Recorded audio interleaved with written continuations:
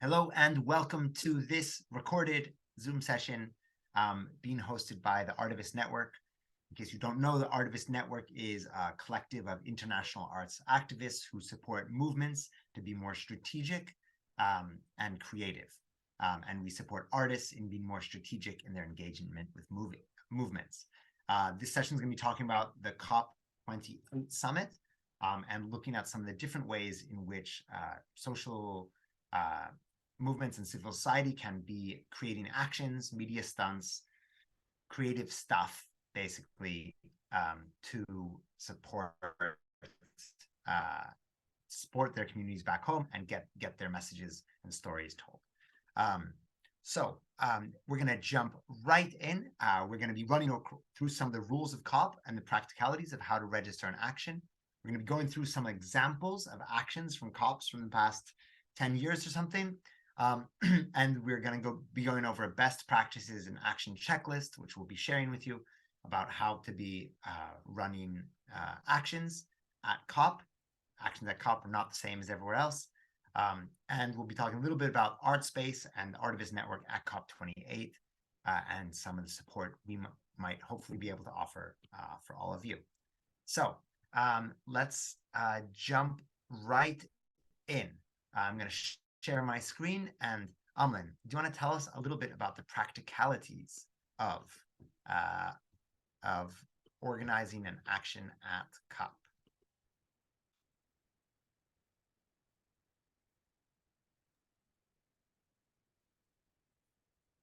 Hi there, everyone. I'm Amalin, and today I'm going to talk to you about some of the boring things before we get to a bit the exciting parts of today's webinar. And the thing I'll be talking to you all about today is the UN rules for actions inside the COP venue. So just a little background for those of you all who didn't know, the UNFCCC is the only UN convention that allows actions to happen inside the official venue space. So because this is a very special situation, this is definitely something that comes with a lot of rules and regulations. And these rules and regulations are enforced by the UN security and not by the security from the country, because everything that happens within the UN zone is technically a whole different country, and they require their own security and their own people to lead and maintain this. So these are a few rules that I need to point out. And yes, it's a little bit boring, but please bear with me. Inside the COP venues every year, there are certain designated spots that where you can have your actions. These spots are specifically put in spaces where there's high foot flow traffic, or in front of certain plenary halls, or in certain social areas within the COP venue. So these kind of actions can only happen in these zones. You can't have them in plenary rooms, you can't have them in conference rooms or side event rooms, none of the above. You can only plan your actions in these certain COP zones. Action zones, sorry. There are definitely some ways to get around these things, but I won't talk about that now. I'll let Kevin get to it a bit later. Some of the simple things which you may have in your own countries, like rules like you shouldn't be impeding the flow of traffic. You can't have derogatory or profanity. And of course, in specifics towards COP, you aren't allowed to impersonate any heads of states, any negotiators, any individuals as such. You're also not allowed to do anything with the UN logo, the UN secretary badge, or any of the meeting logos in that sense that is coming from the UN Secretariat. If you want to use these logos, or you want to use them for a specific action, or maybe for a press release, you need to get permission from the UN security before doing that. And this is also another thing. You aren't allowed to cover your face. You must show your identity at all times. And you must always have your badge, which is what you need to get into the UN zone. However, you don't always have to show your badge at all times. You can flip it over and still show that you're wearing a badge. But if you don't want to be identified, especially in photos or things like this with your name on your badge, you can always just flip it aside. In terms of distributing materials, there's a whole section specifically for this because in the UN space, you are not allowed to distribute any form of materials. You can't hand things out from one person to another. There are 2 or 3 exceptions, but this is something that came about mainly before these distribution rules were there, or when these rules came about, these were organizations that worked hard to include themselves and make sure that they were exempt from this particular rule. When I say you can't distribute things, you can't hand things from one person to another. However, you can put documents for distribution in specific spots. For example, in your action area or in the zone where you are doing your action. Whilst you're doing your action, you may put out items for distribution, such as press releases or maybe lanyards or anything, but it cannot be handed from one person to another. If you want to put these distributed materials for a longer period of time outside your action, you need to get permission from the Secretariat, and there are means to do so. Also, I just want to say these are very specific rules. They are very strict about it. However, communication is key. When you have any issues, any problems, or you have any questions, you can always come to us from the Artivist Network, or you can also directly deal with the UNFCCC Secretariat. There is a specific email called COOL, COOL, at unfccc.int. COOL stands for Civil Observers something liaison. And this is basically the team that handles all actions and all dealings with civil society. So what would happen if you break these rules? Well, if you don't get authorization, you don't do actions in a specific area, the most that they can do is confiscate your accreditation badge. They may debadge your whole team depending on the severity, but we haven't seen something like this happen for a while. There definitely, if you do not have a badge, you will be removed from the United Nations premise. And basically anything that shouldn't or is not allowed will straight up be confiscated, or for some cases, appropriate actions might be taken. And I don't know what appropriate actions means. That has varied over the years. Once when I was debadged, we had to go and write a letter stating that I would not repeat said actions, etc. So these are very fluid, depending from situation to situation. And like I said before, it really depends on the communication that you have with the Secretariat. Moving on to the next slide, the whole process of doing your actions and everything must go through an actions form. So these action forms will be distributed and sent out by the Secretariat through your focal points. And also from the Artivist Network, we will have a dedicated webpage that will house the link for this document. And we will also have members on hand to help you filling up this if you need. But basically, all the things that I mentioned in terms of rules are kind of here as well in this form. Like I mentioned, the locations, you need to state which locations you want. You need to have a person of contact that can be contacted throughout the day. These forms need to be submitted by 4 p.m. At least 24 hours before your action. So if you want to do an action tomorrow, you need to send in your application form by today, 4 p.m. And you will usually receive a response by 10 p.m., 11 p.m., and in certain cases, the next morning. So I would advise, if you're going to have a contact person that sends this in, make sure it's someone in your team who is regularly accessible to internet or able to check their emails at all times. Another couple of things on this form is you need to be as descriptive as you can when you're talking about your action.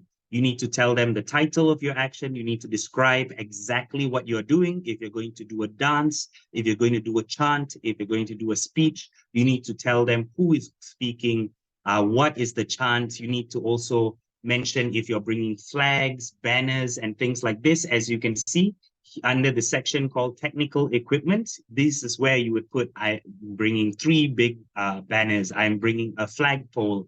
I'm bringing a giant puppet.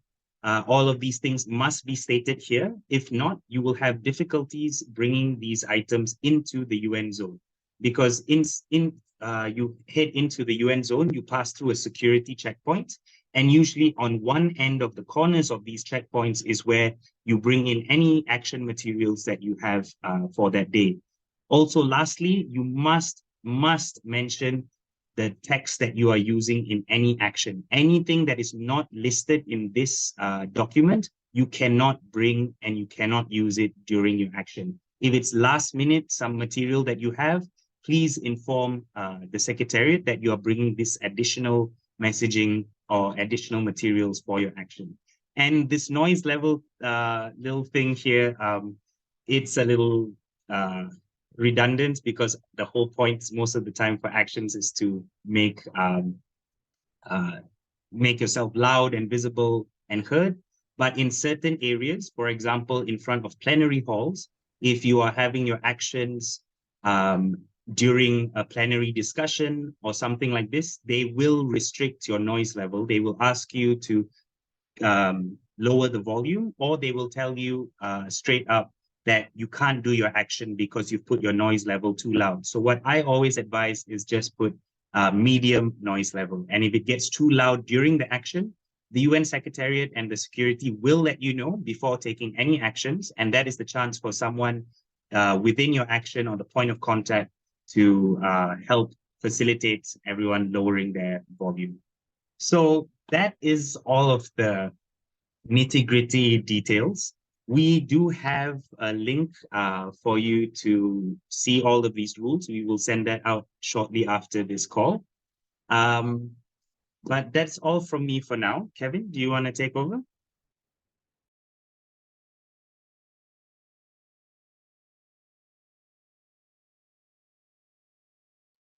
You're still muted, Kevin? Yeah, I don't know how to unmute while sharing screen, but that's okay. We're just going to share screen again. So what I want to show right now are some examples of actions that get done at COPs. And this is both to hopefully inspire you, but also to give some examples about different types of actions that, do meet all these different criteria that are required by the UN. So let's jump right in. Actions at COP. We're going to go through a few different tactics in no order of importance. But kind of the most basic element of many actions at COP are banners. This allows groups to put their message visibly somewhere. It comes across in photos. People walking by can read it. So this is kind of one of the really main tools that gets used. If possible, paint your banner before you go to COP. If you know what it's going to say, it's easier to do it at home. But you can get creative with this. Here's an action by the US Youth Network, Sustain Us, and they did the people's to-do list. So kind of trying to give priorities to their governments about what needed to be done and accomplished for the COP, in this case, Marrakesh, to be considered a success. So another tactic that gets done is die-ins. You've got lots of people, lie down on the ground. And you can even see like some of the signatures of COP actions are stuff printed out on A4, because you can actually print them out in the conference center. And we'll be sharing some tips that allow you to print out things bigger. But especially with rapid response actions, often there isn't that much access to materials. So people kind of engage stuff that's already being created. Another example of a die-in. And then petition deliveries. Here is a petition delivery. It's thinking about if you're going to do a petition delivery, how can you create something that accompanies it with a photo? How do you make a stunt out of it? How do you make it into an event? Side events at the UN, at the COPs, organize side events. These are often when multiple groups come together to talk about a specific issue. These are great opportunities to highlight frontline and directly impacted voices. And you can kind of decorate these a bit. You can show some nice photos on the screens. You can put down banners in front of it to kind of make the photos look better. Here is another side event where we kind of did a fake one, and we had sort of pro-market clowns giving a side event along with Indigenous Environmental Network, and kind of as a joke, we were working with them to draw attention to some of the ridiculous stuff around market solutions. Another tactic is holding signs. As Amlin mentioned, you're not allowed to give things out to people, and you kind of need special permissions to hold up signs. But I think this is a rapid response action. So what people do is holding up a piece of paper. It's in this gray zone of, are you holding up a sign, or are you just walking around while holding your piece of paper because you're going to a meeting? Partially because you can print out in the conference center, but also because of some of the rules. Sometimes people choose to hold up these smaller individual signs. Props.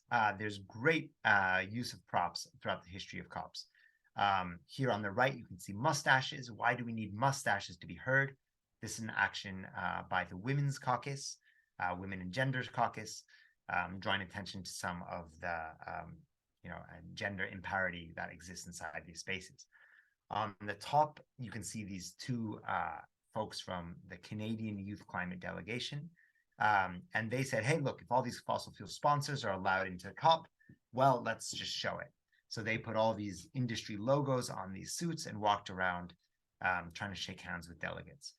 And while you're not allowed to mention countries in actions, and I think you're not in general allowed to call out specific companies, but what you can do is often with logos is, because logos are kind of this gray area, it's hard, like, so many clothes have logos on them. It's hard to make all logos illegal.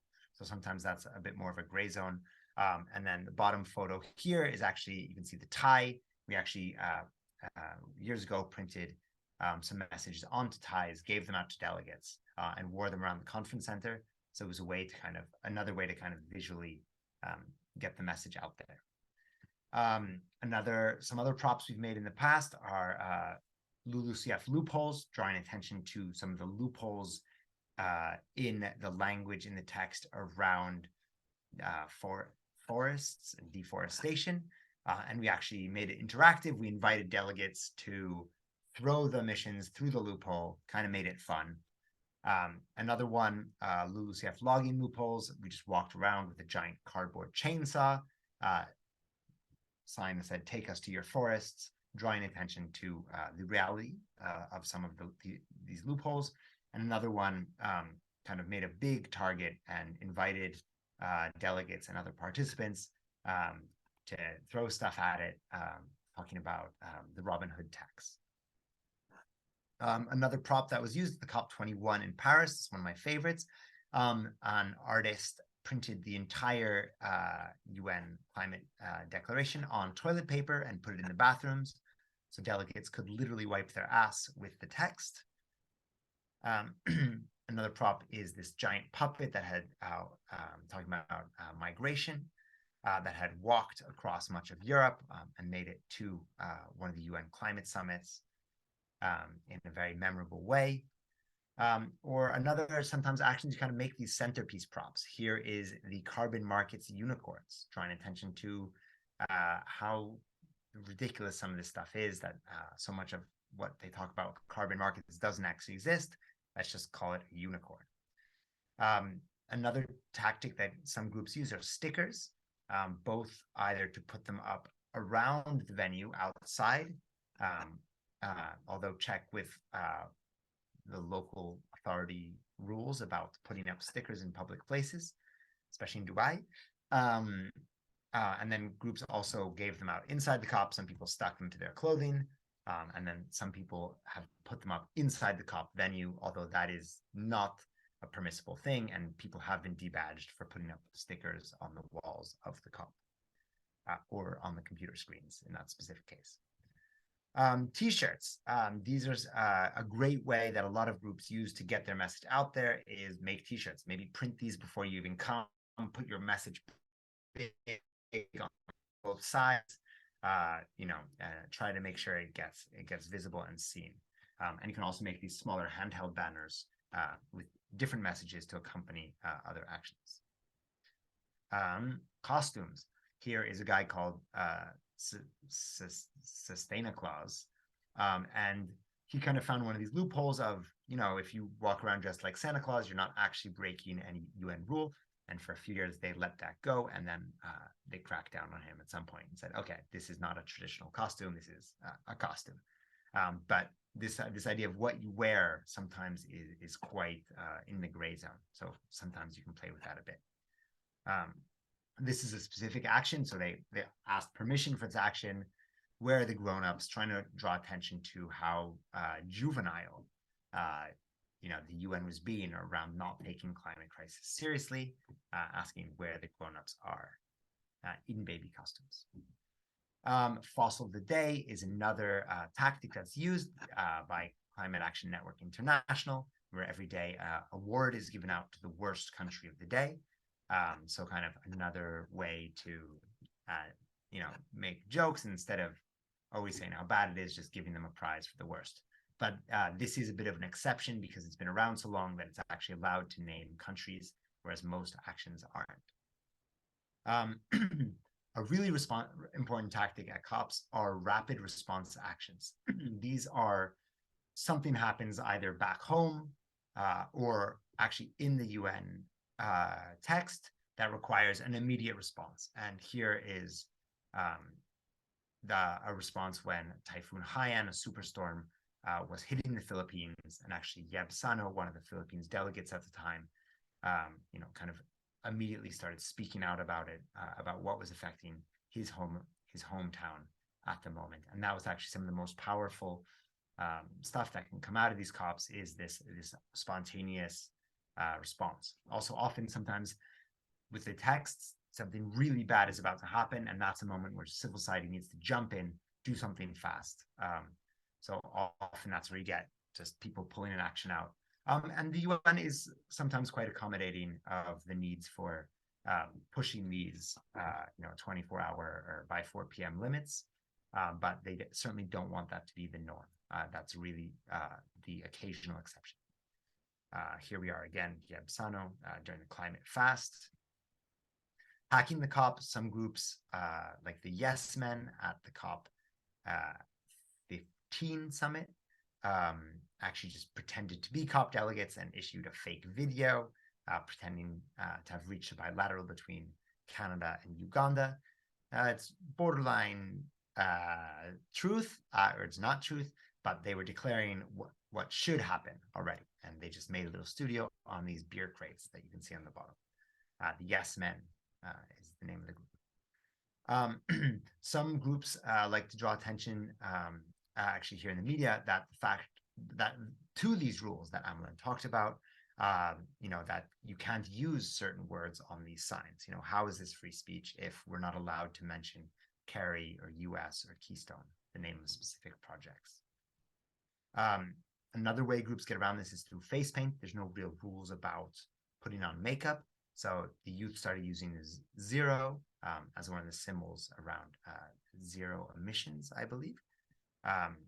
Another thing that was done at the COP in Madrid was youth especially started drawing eyes on their hands in solidarity with the Chilean activists who had been losing their eyes because of police violence, but also as a way to say, we're watching you, the world is watching. So again, writing on your body is a way to get around some of these rules. And local solidarity. This is a photograph from the COP at Marrakesh, where this is an indigenous activist that had been involved with the Standing Rock occupations, visiting another indigenous land occupation in Imidir, where they were blocking the illegal extraction of water for a silver mine in their community, and for 8 years had a permanent protest camp. And these are two women from those groups meeting. And a lot of groups try to take advantage of their privilege as outsiders with privilege associated with nationalities, also the privilege that comes with these UN passes, to actually speak up about local struggles in ways that often local communities can't. And here's another example from Marrakesh, whereas local activists in Morocco weren't able to speak about some of the local pollution and environmental injustice happening in Safi, activists from the United States leveraged their privilege and actually spoke for them and highlighted some of the cases they were fighting against. Another example of actions in the past have been these inside-outside actions. On the left here, you can see activists with this red line, this symbolic red line in front of the Eiffel Tower. And on the right, you can see activists inside the UN COP venue. So also trying to build some solidarity. Sometimes this happens online and offline with groups at the COP and groups back home, but to show actually bringing in some of the voices and solidarity between people that aren't maybe allowed into the COP space or aren't able to attend the COP space, and connecting that with what's happening in the venue. Branding, like think like an advertising company. I think with COP, we're really seeing the utility of going beyond just actions. If we do lots of random actions, it doesn't tend to get us as far as if we do sort of more campaigns. So thinking about campaigns in that using the same colors repeatedly, using the same messages repeatedly, maybe even repeating the same action a few different times.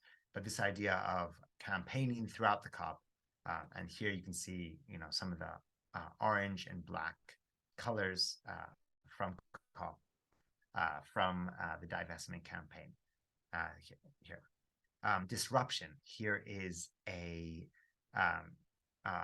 video, actually, which is great to see, of youth intervention in plenary. So youth had permission to speak in plenary, and this activist Anjali actually ended her presentation by leading the crowd in a mic check, a call and response. So she she yelled something and then the crowd yelled it back. And because the youth knew this was going to happen, they all piled into the conference. So there's a lot of voices in there. So ways to actually leverage their position of having a spot to speak on the plenary floor to escalate that slightly. Inflatables. At the top here, you can see a giant inflatable pipeline.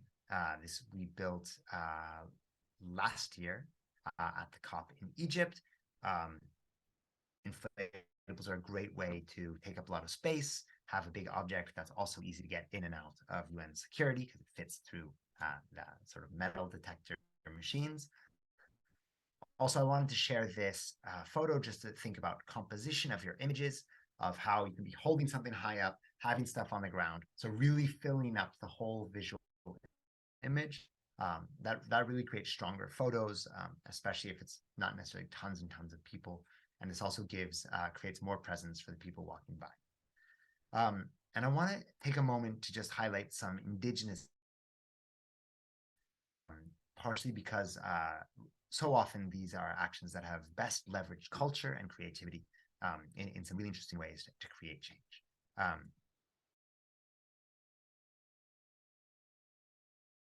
At the COP28 summit in Paris was a morning ceremony. There had been a terrorist attack at the Bataclan Theater and other areas around Paris, and indigenous communities came saying, we understand what it means to have great loss, and held the traditional ceremony.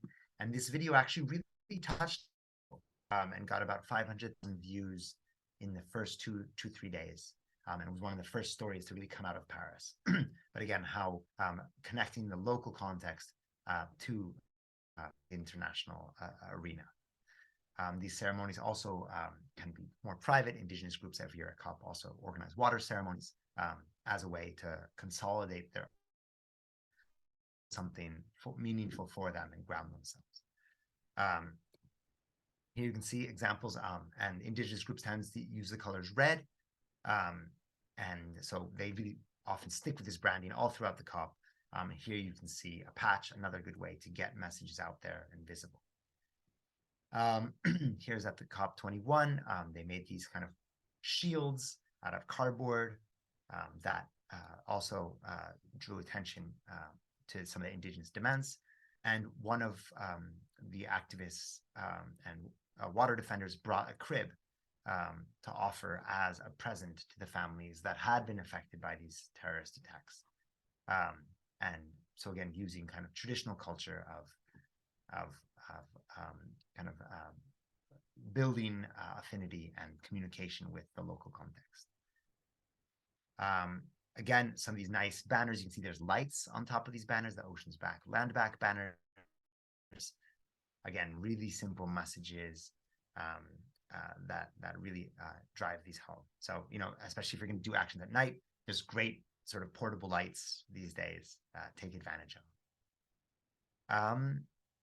Also, yeah, here also an indigenous group at the COP in Madrid, taking advantage of their opportunity to go speak on stage. They said, we're bringing everybody up on stage. And they sort of took over the stage. They were supposed to have 2-minute speaking slot, and they were there for quite a while, talking about indigenous demands and taking a space that they knew was needed to say what had to be heard.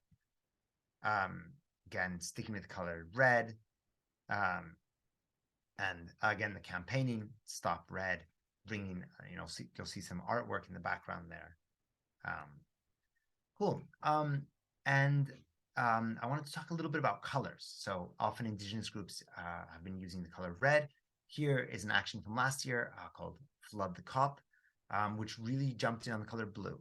It was about bringing voices of frontline communities ahead for reparations for loss and damage, specifically around pushing some of the text around funding. But these, by creating a whole image, a whole action, all using the same colors, really creates powerful visuals that can help, make it easily identify, and people start associating some of the images and colors with the demands. And this was a campaign that there were people, women wandering around wearing these dresses, wandering through the COP for days ahead of the action, kind of building up to it. And often that's good to know, is that often as actions, walking around kind of in a costume or with something, sometimes that's something you can get permission for, even if it's not in a designated action zone. Here, like a little photo booth that people can come up and take their picture in, a way to kind of leverage social media attention. And then one of the most important actions that tend to happen once or twice or 3 times a year. And these often are when the different constituencies, so the youth and the NGOs and the women and gender constituency and the indigenous groups, we all come together and co-organize these big moments. Sometimes these are rapid response around something that happens in the text and says we need an immediate response. Sometimes this is planned, of really pushing for something specific. Last year, because of the inability for activists to protest outside the COP venue, and also the desire not to make it seem like Egypt was a democracy where protest was allowed, there was actually, for the Global Day of Action, a march was organized inside the COP for the first time. So we might be seeing something similar this year in Dubai as well. And these actions are lots of fun.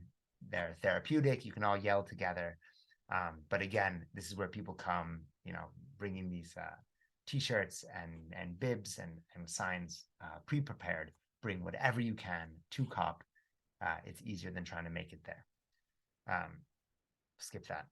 Also, another tactic groups often use are sort of disruptions of side events.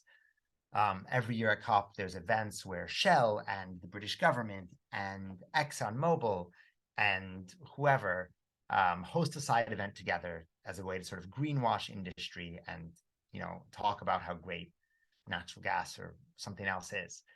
So often these are the spaces where activists actually disrupt these moments, often done in some level of communication with the UN, so that security is not doesn't overreact. But these are often the moments to actually, instead of disrupting the negotiations, disrupting some of the side events where these bad players are present. Here's another mass action inside, the kind of on the move, moving from one place to another. I think we're getting to the end here, but also just showing, how powerful these moments can be to show a lot of people to really have these clear messages. Which side are you on? People, not polluters. And thinking through the optics of some of this is on the stairs. You can really see everyone's face. Everyone then there can see. So trying to think about how actually these can be communicated out to the world. Well, looking at some of the outdoor spaces afforded to groups. And I think my slides are out of order, so I'm just going to skip through some of these and move on to the Inside Actions checklist. Amlan. Thank you, Kevin. So this is a little checklist that we've put together from all the different things that you've seen Kevin show you. I really hope to see some of y'all also doing something similar, but a lot of times there are a lot of similarities, especially when you're planning things. And I'm not going to go through everything here. I think we will be sending this as well shortly after this. But some of the main things that I want to put forward is making sure that everyone has a specific role, especially during these actions. Having someone who's filling out the form, having someone who's going to bring the artwork in. These are all things that need to be considered. And one of the most important things as well is documentation, like Kevin mentioned earlier, filling up the space which you are going to be using your action, or where you're going to be putting the media or camera folk or videographers. This is usually quite easy to set and easy to see when, especially once you have your designated action zones. This, again, like these action zones will be sent out to everybody.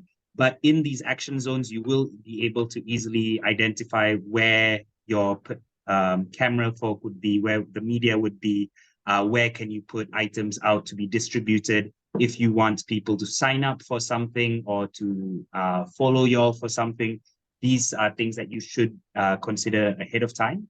Another thing is props and things like this need to be thought about ahead of time. I mean, yes, some things come about at the last minute, but having some of these preparations, especially for a COP like this year, where there's going to be a lot of restriction on the outside of the COP venue, having prepped all your props, your posters, your banners ahead of time makes things easier to bring them in, and less coordination and worry about what you're going to do with them. And also, if you're bringing banners and props, make sure you have people who can hold them up. Another thing that usually happens during these actions, even if you don't have enough people and you have a lot of props, you can always recruit people last minute. When people come for your action, if you see some friends or groups that you know, feel free to bring them in together. And like I mentioned earlier, having approval for your actions, applying for things ahead of time, these will definitely help you out a lot. And one little thing that we always like to say is, don't throw your props away after your action. You can use them multiple times, especially when there are big mass actions where everyone comes together. Bringing and keeping your props from your action sometimes would do a lot of wonders and bring a little bit more of your messaging towards there. Because at these mass actions, there is the main messaging, yes, but you can also take opportunity to mention what you are doing and what you're carrying, for example. So it's maybe you mentioning in support of an overall bigger message, but you can also mention the smaller details that bring you there. And also try to not make your actions clash with one another, because again, this year, the cut down of civil society space, we can't really do actions outside. There will be limited spaces and slots, so it would be good to coordinate with one another. Usually within your constituencies, there will be action calendars, but you can also check out artivistnetwork.org. We will be having a webpage for COP28 with a shared calendar. And last but not least in this action checklist that I haven't written here so much is about security. This year specifically, because of the COP being held in UAE, there will be a need for us to keep an eye out for our friends and colleagues, especially if you're carrying artwork around, messaging that may not be approved outside of the COP venue.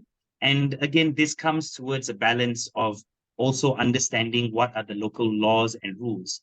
For the security of most COP participants, there will be a security webinar closer towards COP28 organized by some of the bigger coalitions. So I would highly recommend you to check out those security webinars or sessions.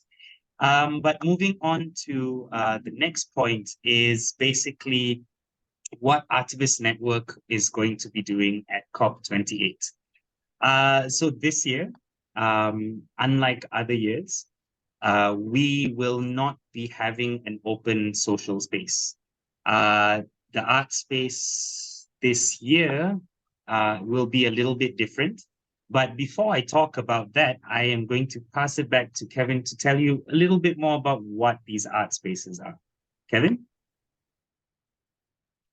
Thanks. Maybe I'll stop sharing. I think we're good.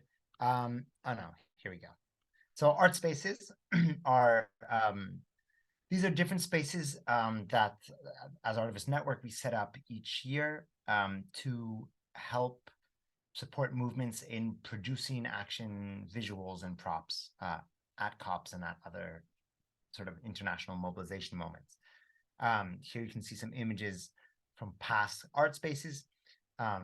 But these art spaces are production spaces. They're not hangout spaces, as much fun as that has been in the past, but also especially because of security measures, as Amlin mentioned, we're kind of more strict with these spaces about how they're being used and by who. But we try to stock these spaces with basic materials, with fabric, paint, brushes, and this kind of stuff to help groups prepare actions. We have these action consultations that groups that want to create actions can talk to us about. And we're really excited to use these spaces to work with and support artists from other groups and movements who are coming, who reach out to us ahead of time. So if you have any artists coming from your group or network, put them in touch with us. Let's talk about how we can be best supporting them and how we can collaborate. We do some screen printing sometimes, lots of banner painting, stencil making, always good for reproducing stuff. And we try to actually have some of our Artivists-in-Residence giving customized one-on-one support to the groups that have filled out this consultation form and that we've chosen to work with. Here's the background of making some giant puppets.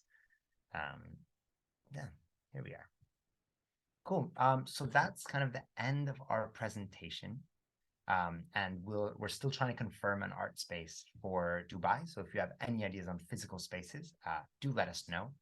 That would be really helpful. And as Amin mentioned, we've got these action consultations that people can do. So we'll be sharing that as well with the follow-up to this call. So thank you very much. And I'm wondering, maybe now we can just talk a little bit about some of our plans at the COP, and so you can know a little bit more about what we're thinking of, and then we can take some questions. So Amlin,